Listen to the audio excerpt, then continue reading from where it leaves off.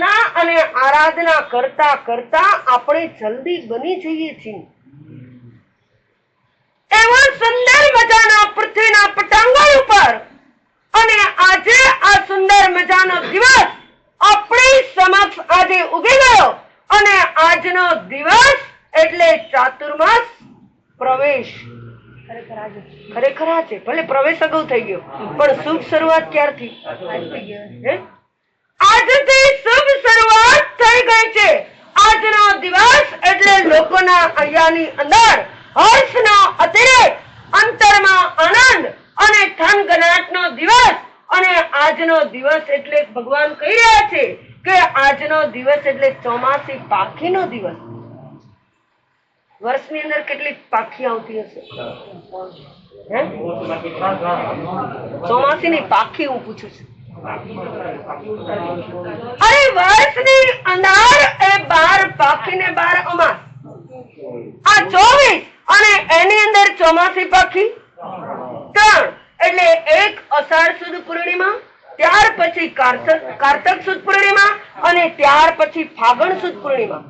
આ 3 ચોમાસી પાખીની અંદર પણ આજનો અષાઢ સુદ પૂનમનું મહત્વ વધારે. શા માટે?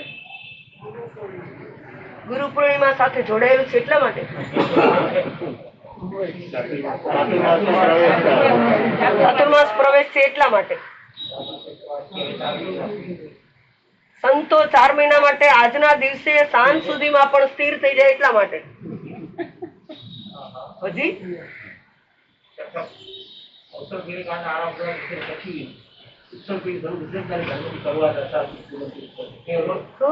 એટલું નહીં, દરેક આરાનું પરિવર્તન એ અષાઢ સુદ પૂર્ણિમાના દિવસે છે. ક્યારે?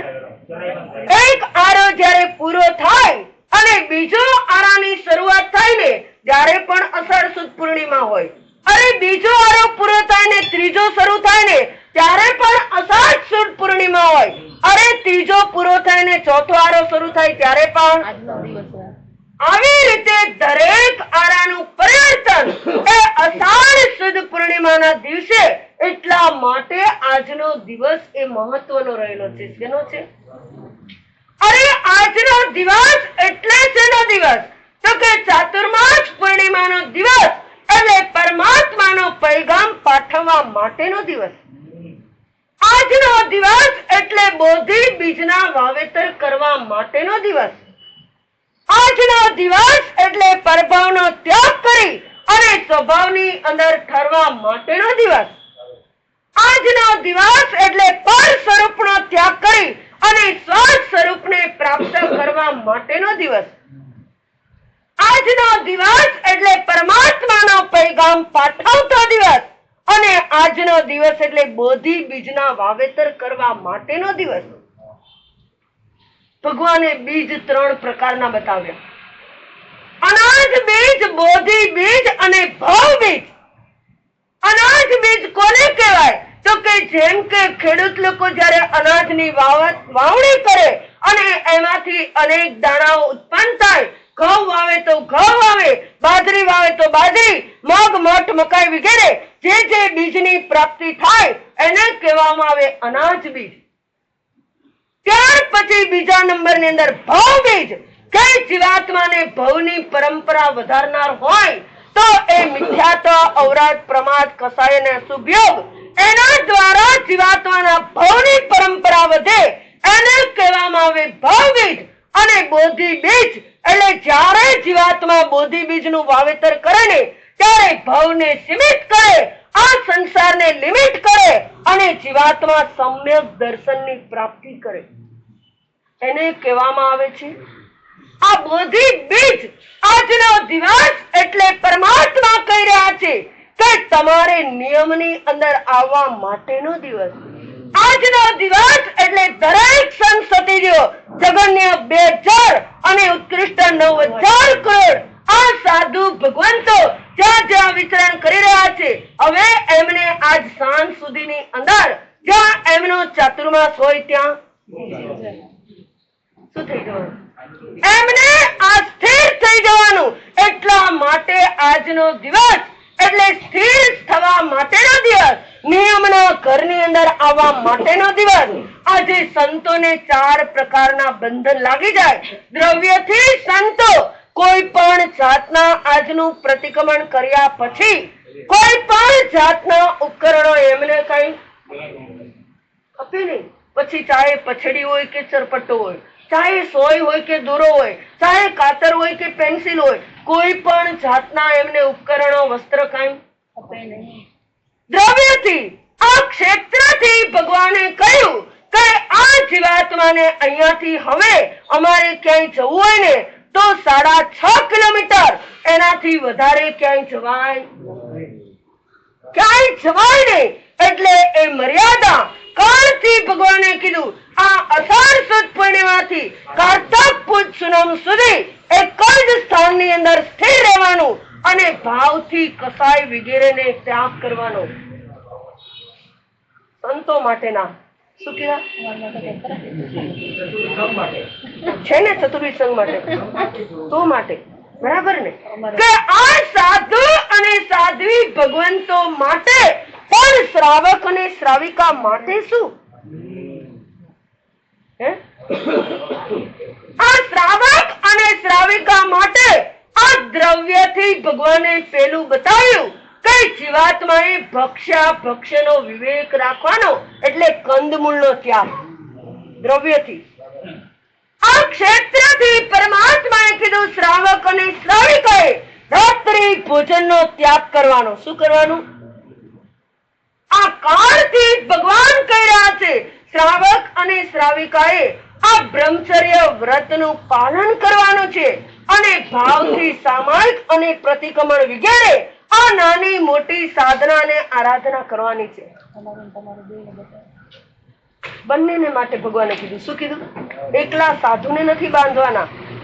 અરે તમારા માટે પણ કહું કે કેટલાય એવા ઉચ્ચ કોટીના શ્રાવકો હશે, જેમ કહેવાય કે કુમારપાળ જેવા કુમારપાળ રાજા 18 દેશના રાજા હોવા છતાં પણ એમણે નક્કી કર્યું હતું કે આ 4 મહિના સુધી આ જેમના ગુરુ હેમચંદ્ર મહારાજ સાહેબ એમની પાસે એમણે ચાતુર્માસ એમણે પ્રવચન સાંભળ્યા પછી ઉભા થઈ અને પ્રતિજ્ઞા લીધી કે 4 મહિના સુધી હું પાટણની બહાર નહીં જાઉં.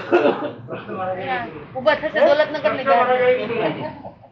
અરે 3 ખંડના અધિપતિ એવા કૃષ્ણ મહારાજાએ પણ આ પ્રતિજ્ઞા કરી હતી કે 4 મહિના સુધી હું દ્વારકા છોડીને ક્યાંય.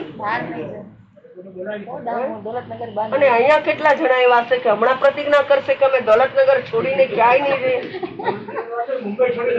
હાલો ને મુંબઈ આપણે તમદાર મુંબઈ આટલું મોટું 49 દિવસ સુધી. હા, એ બધા શાંતો છૂટી જશે, બરાબર ને? કોઈ કારણ વગર 49 દિવસ ન જવું એટલું. અરે 4 મહિના નહીં તો કાંઈ નહીં. અમારા માસુટી બધા બહુ દયાળુ ને એટલે અમે એમ કહે કે 49 દિવસ સુધી તમારે આ મુંબઈની બહાર ન જવું. કારણ વગર ન જવું. કોઈ કટોકટીનું કારણ આવે, કોઈની કાંઈ તબિયતનું કારણ આવે, કોઈ કાંઈ એવું આકસ્મિક કઈ એવો કામ બની જાય, વ્યવહારિક માટે જવું પડે તો તમારા પ્રત્યાખ્યાનનો ભંગ નહીં. બાકી અમારે 49 દિવસ સુધી અહીંયાથી ક્યાંય મુંબઈ છોડીને ક્યાંય બહાર હશે ને પ્રત્યાખ્યાન કે આવા નહીં કરવા જેવું ને. હમણાં કરજો, હમણાં બધા પ્રત્યાખ્યાન કરાવીએ છીએ વારાફરતી બધાને, બરાબર? એટલે આજનો દિવસ એટલે બંધનમાં બંધાવા માટેનો દિવસ. અરે અમે પણ આજે આ દોલતનગર સંઘના આંગણે આ પરમાત્માની એવી કહેવાય કે આ અર્યંતના એજન્ટ બની, આ સિદ્ધ પરમાત્માના સેલ્સમેન બની, આ દેવાધિદેવના દલાલ બની અને પરમાત્માના પોસ્ટમેન બની અને અમે આજે તમારી સમક્ષ આ પરમાત્માનો પૈગામ પાઠવવા માટે આવ્યા છીએ. ચાતુર્માસનો મંગલ દિન એ પણ આપણને કેટલો બોધ આપે છે. અરે તમારા સંસારની અંદર જુઓ ને તો એક એક વસ્તુ પણ તમને બોધ આપશે. હું કહું કે આ સામે થાંભલો જુઓ ને તો પણ તમને બોધ આપે કે થાંભલો. અરે ભાઈ ભલો થા, થોડો ભલો થા. હા ભલો શું કરે છે એ પણ તમને બોધ આપી રહ્યો છે. કઈક વસ્તુ તમે હિન્દુની હોટલ, પણ એમ કે છે જો તું હિન્દુ હો ને તો અહીંથી ટળી જા, નીકળી જા અહીંથી. હોટલ હિન્દુ હો તો ટળી જા અહીંથી. હવે અહીંયા હિન્દુ હોટલ ની અંદર ક્યારે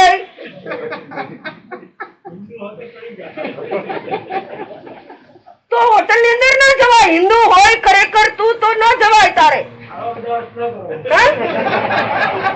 અરે તો તમને ખબર પડશે ને કે અમને શું કરી રહ્યા છીએ. હિન્દુ છીએ છતાં પણ અમે કયા માર્ગે જઈ રહ્યા છીએ. કે ગમે ત્યાં ગમે તે જગ્યાએ જાઓ અને જ્યાં ગમે ત્યાં તમે ફંક્શન રાખી દો, પણ આવું જો આપણે સમજ્યા હોય ને તો આપણને યાદ આવી જશે કે માસતીએ આવું કીધું તું કે ગમે ત્યાં હોટલ ની અંદર ફંક્શન ન ગોઠાય. આજે તો અમે કહીએ કે તપસ્યા મોટી મોટી કરી હોય ને તો પારણા ક્યાં રાખે? રખાય પારણા હોટલમાં. સાચું કીધું. અરે કેટલાય તો એવું જમતા હોય માસતી અમારા આંગણે આવડું મોટું માસખમણ જેવું તપ થયું અને એના પારણા તો અમારા ઘરે જ થવા જોઈએ. અમે ક્યાંય ઉપાશ્રય ની અંદર પર પારણા કરવા ના આવીએ. ઘણાની તેવી માન્યતા હોય પેલા ઘરે પારણું કરશે ને પછી ઉપાશ્રય આવશે પારણું કરવા. કારણ કે આવડા મોટા તપનો લાભ અમને ઘર આંગણે મળવો જોઈએ. એટલે એક એક વસ્તુ તમને બોધ આપી રહ્યું છે. એમ આજનો ચાતુર્માસ મંગલ દિન એટલે 4 ગતિનો નાશ કરી અને પંચમ ગતિને પ્રાપ્ત કરવા માટેનો દિવસ. તું એટલે તૃષ્ણાનો અંત લાવી અને તૃપ્તિના ઘરની અંદર પ્રવેશ કરવા માટેનો દિવસ. ર કહી રહ્યો છે રત્નાત્રયની અંદર રમણતા કરવા માટેનો દિવસ. માં કહી રહ્યો છે માનવતાને અને તારા જીવનને અનુકંપા.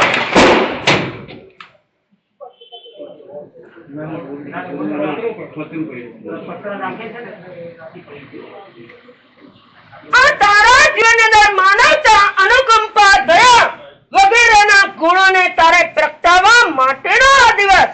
ચાતુર્મા અને સ કહી રહ્યો છે આ સંસારને સીમિત કરી, આ ભવની લિમિટ કરી અને સમ્યક દર્શનને પ્રાપ્ત કરવા માટેનો દિવસ.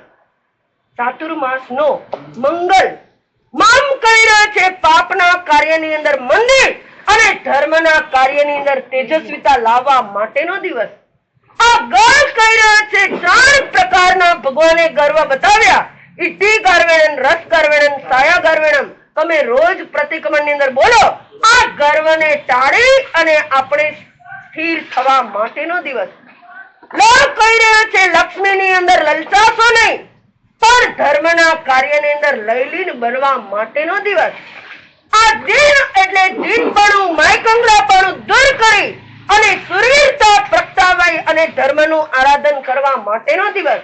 અને 9 કહી રહ્યો છે સાધુ ભગવંતોને 9 કલ્પ હોય. કેટલા કલ્પો? એટલે આજે આ ચાતુર્માસનો એક કલ્પ. એટલે ચાતુર્માસની અંદર સ્થિર થવા માટેનો દિવસ. એટલે આજનો ચાતુર્માસ મંગલ દિન આપણને પણ કહી રહ્યો છે, સરસ મજાનો બોધ આપી રહ્યો છે. પણ આપણા તમારા બધાનું લક્ષ્ય શું? કે માસતી ચાતુર્માસ અમારું સિઝન શું કહેવાય? મોસમ છે, પણ ધર્મ આરાધના કરવાની મોસમ છે. સાંભળજો, તેની તમારા પૈસા કમાવાનો મોસમ નથી. અરે તમને એમ થાય કે અમે અબજોપતિ બનીએ, તમને એમ થાય અમે કરોડપતિ બનીએ, તમને એમ થાય લક્ષપતિ બનીએ, પણ જ્ઞાની ભગવાન કહી રહ્યા છે ક્યારેય લક્ષપતિને લખવા ન થાય એવું હોય? લખપતિને લખવા ન થાય એવું ક્યારેય હોય? અરે ક્યારેય કરોડપતિ હોય ને કેન્સર ન થાય એવું હોય? ક્યારેય અબજોપતિ હોય એનો એક્સિડન્ટ ન થાય એવું હોય? એવું ના હોય. પણ ભગવાને આપણને કીધું કે આ બધામાંથી દૂર થઈ અને આ ચાતુર્માસના દિવસોની અંદર આપણે જ્ઞાન, ધ્યાન અને એની આરાધના કરવા માટેનો દિવસ છે. અરે સમજી લો સુરા સાણા, જ્ઞાન ધ્યાનના ભેગા કરી લો નાણા. અરે સમજી લો સુરા સાણા, જ્ઞાન ધ્યાનના કરી લો નાણા ભેગા, મોહ માયાના દૂર કરી લો કાણા, તો જ્ઞાન ધ્યાનના મોંઘા ટળી જશે નાણા. શું કરીએ? આપણે બધાએ જ્ઞાન ધ્યાનના નાણા ભેગા કરવા માટે આ ચાતુર્માસનો મંગલ દિન આજે આપણી સમક્ષ આવ્યો છે. અને સાથે સાથે આજનો દિવસ એટલે શેનો? ગુરુ પૂર્ણિમાનો દિવસ. કેનો દિવસ છે? ગુરુ કોને કહેવાય? પહેલા નંબરની અંદર નાના હતા ત્યારે રોજ સ્કૂલની અંદર પ્રાર્થના બોલાતી હતી ને, ગુરુ બ્રહ્મા ગુરુ વિષ્ણુ ગુરુ દેવો મહેશ્વર ગુરુ સાક્ષાત પરબ્રહ્મા તસ્મૈ શ્રી ગુરુવે નમઃ. અરે આ ગુરુ એ શું કામ કરે તો કે અંધારાની અંદરથી દૂર કરી અને આપણને પ્રકાશના સ્થાનની અંદર લઈ જાય. એનું નામ છે ગુરુ.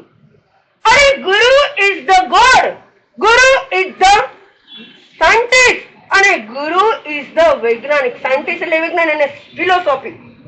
ગુરુ એ જ અમારા માટે ભગવાન છે, ગુરુ એ જ અમારા માટે વૈજ્ઞાનિક છે અને ગુરુ એ જ અમારા માટે ફિલોસોફર રહેલા છે.